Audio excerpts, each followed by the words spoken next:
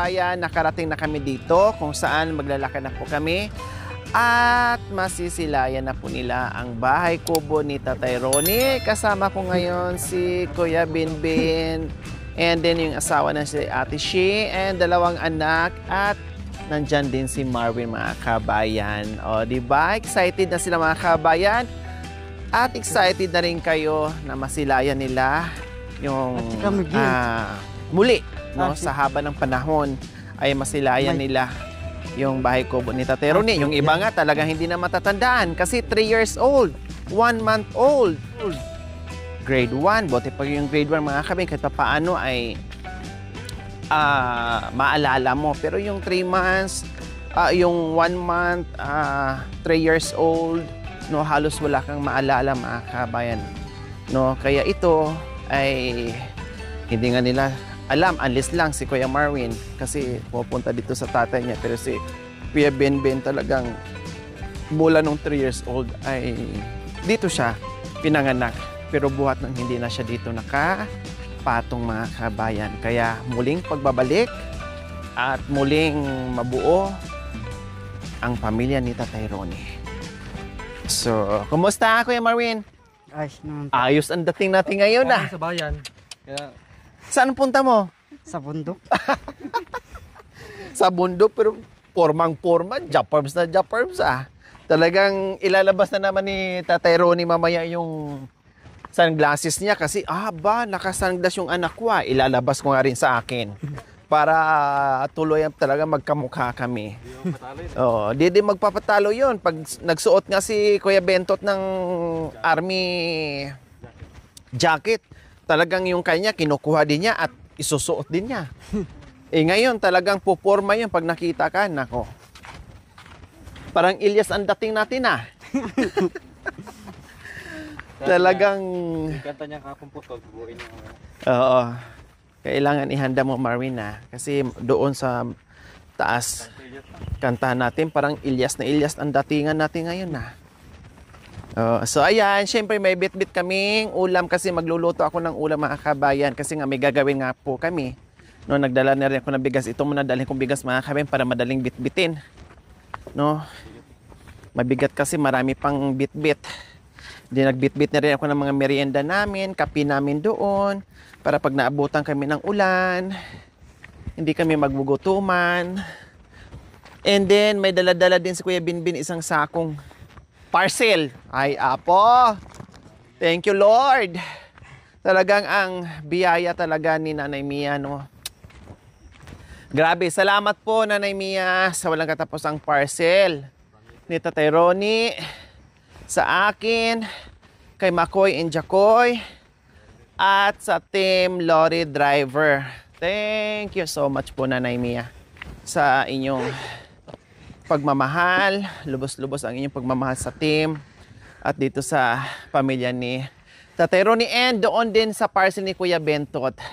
Salamat. Yung yung pantalon, naiuwi na namin, hindi pa na-repair para maisuot ni Kuya Bentot. Kasi yung pantalon, mga kabayan, halos 2 Kuya Bentot ang magkasya doon sa pantalon, sobrang laki. So ngayon, ipa-repair ko po yun kasing sukat ni Jacoy po, mga kabayan, para masuot ni Kuya Bentot kasi sayang.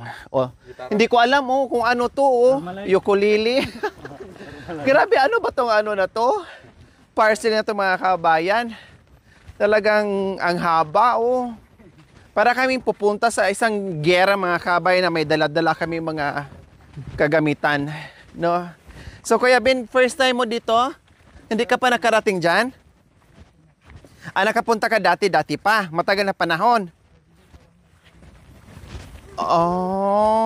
So nakapunta na once si Kuya Binbin dito.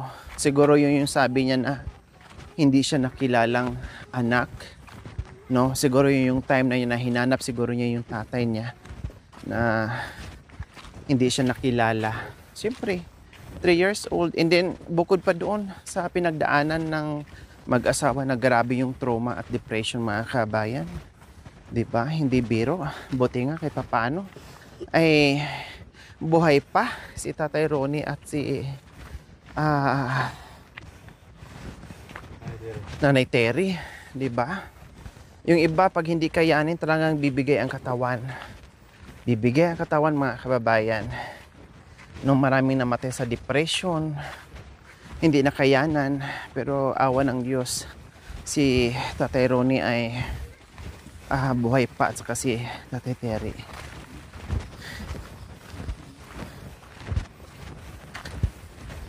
Pagod na si Marvin ah.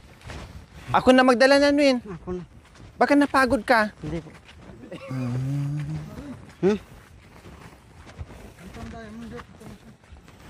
Oh. Nagabay, chatat eh. Ano ba?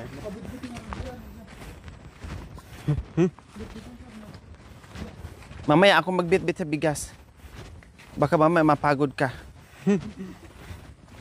Hindi mo kakayanin. Hindi ka sana dito. Galing Amerika to eh.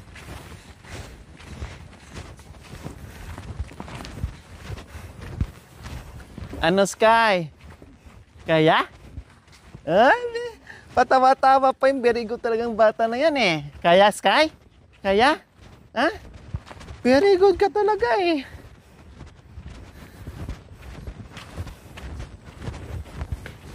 Labi mo mamasyal eh. Oo, wala, sige. Kaya niya sa bayan, sa bundok din pala. Siguro sabi ni Sky, akala ko punta tayo ng bayan. Bakit nandito na naman tayo? Akala Jollibee ang puntahan. Iyon pala, nilampasan yung bayan, bundok pa din.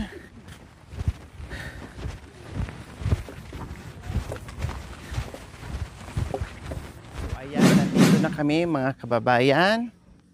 No? Bababa na kami. Lakuta mo ilog. Pula kay. Nakita Ha? mo pula kay. Lakuta mo ilog. Sabi ni yung panganay ni Binbin, Masamting. punta tayo Ilog Ima. Kali. Kaya, Pupunta ba ulo na natin video. ng Ilog? Diyos ko, natandaan kasi sa mga bata, mga kabay, kapag ganito Dapat ang pa, tapos daanan. na, tadan. Ang alam nila, pupunta ng Sibol, pupunta ng Ilog, pupunta ng manguha ng kalakal sa patag. Bali nga po mo. Balik nga po. Pula kay. Wala kay. Magmanok yat. Wala.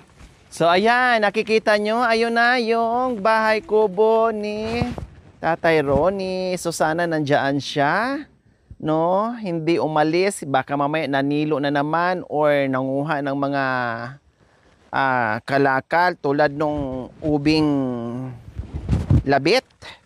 Nako, nung nakaraan nahirapan tayo sa paghahanap sa kanya. Akala natin kung saan napadpad. Yung pala, nandoon ang bandang itaas nanguha ng labit po mga kabayan.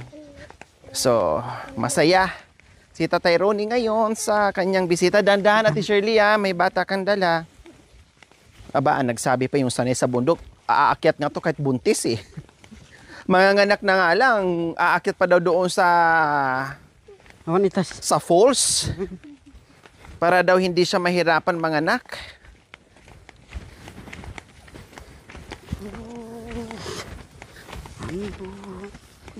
Doon binuo at doon din pinanganak si Sky. Buti nga ang daan dito kay Tatay Ronnie. Dito tayo na sa gilid dumaan, no? Pa-slide. Kasi kung dyan, katulad sa iba na diretso yung daan, patusok yung daan, wala. Sobrang mahirapan tayo. Buti na kahit papaano ay ganito yung daanan natin.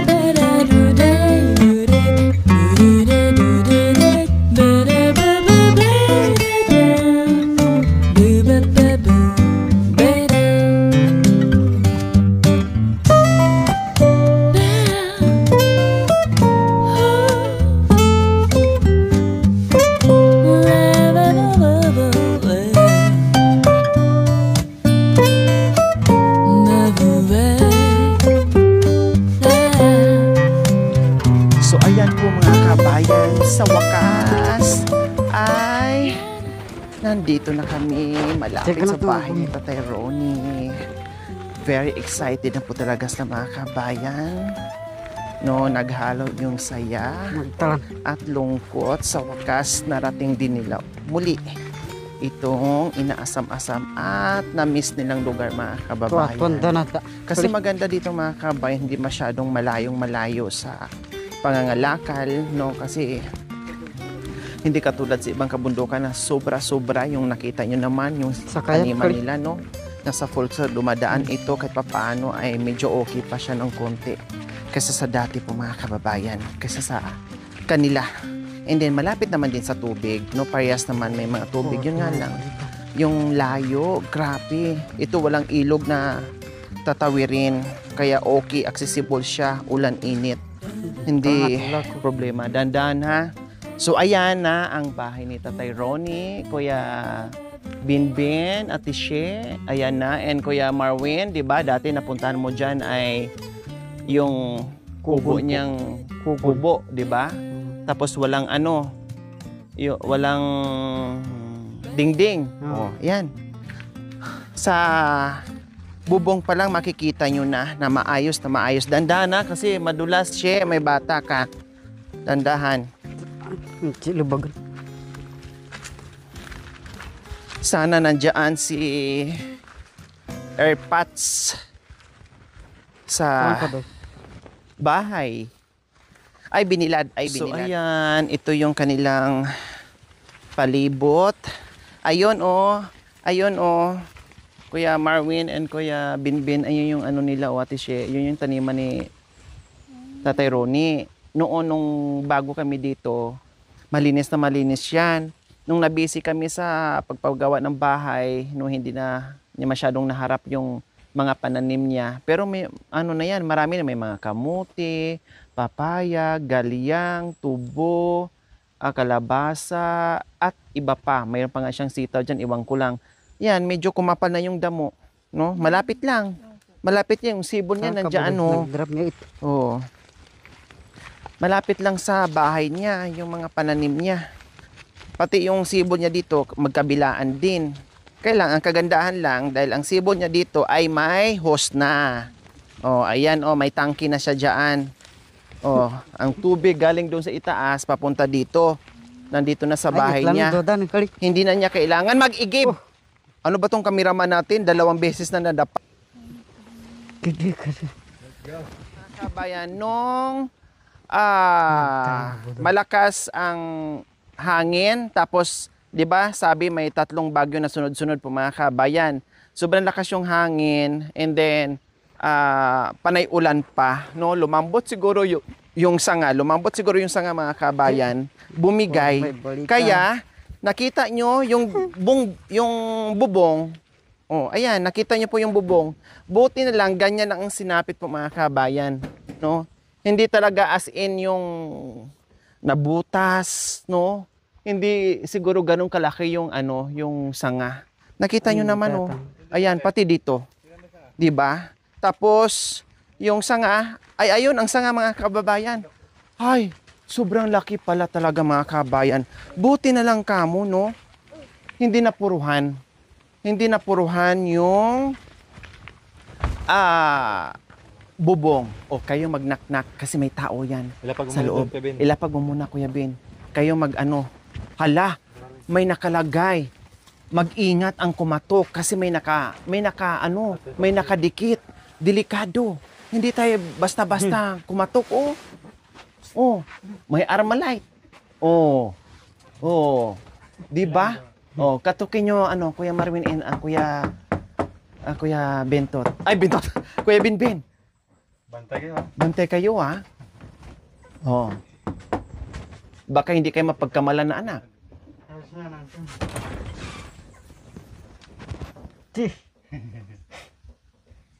Bagong gising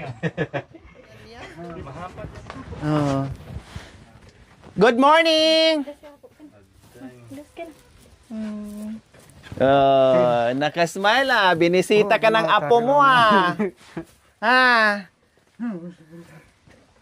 Pangalan? Lagyo! Lagyo! Ha? Ha? Ha? Oh, very good. Ito. Sino to? Jumpsin ka na naman. Pangalan? Marwin. Anong pangalan? Pangalan, Bagong gising pa, mamaya. Pangalan?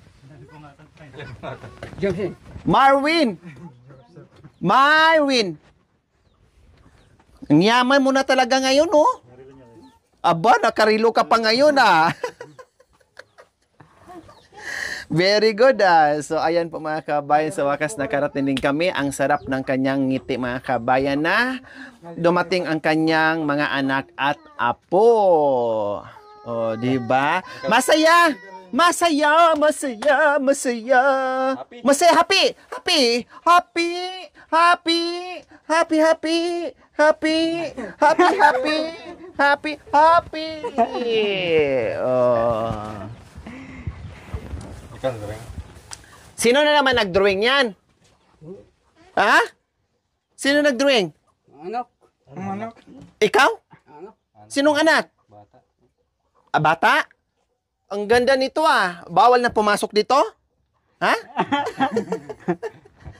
Pangguardia to, Ha? Baka meron dyan? Loob, bangbang? Wala. Bago kang gising, kumain ka na. Ano nangyari sa bubong? Bagyo. Tapos? O bakit hindi nyo sinalo? Sinalo nyo sana. Sinalo. Ang laki mga kabayan. Okay lang masira yung bahay. Wag lang si Tatay Ronnie ang madaganan sa kahoy na napakalaki yan. Diyos ko, grabe. Paano kaya niya inano yan? Hinila? Tinulungan siya ng Kuya Bentot. Diyos ko mga kabayan. Kaya pala pagdating namin dito, wala na. Wala na yung kahoy. Inayos na po pala nila. Okay, sige. Magluto muna tayo. No? Mag-prepare tayo ng tanghalian natin. Bye.